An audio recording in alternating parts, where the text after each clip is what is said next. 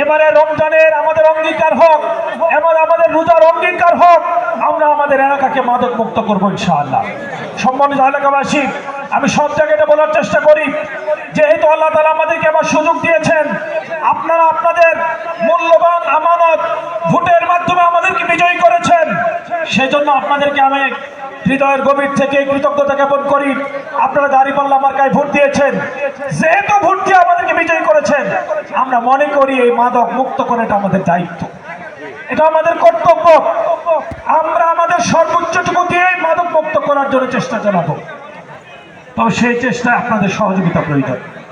আমরা রাজনৈতিকভাবে, আমরা প্রশাসনিকভাবে এই কাপাসিয়াকে মাদক মুক্ত করার জন্য, দিক থেকে মাদক মুক্ত করার জন্য আমরা চেষ্টা চালাবো, কিন্তু শুধুমাত্র আমাদের চেষ্টায় সফলতা নিশ্চিত করা সম্ভব নয়।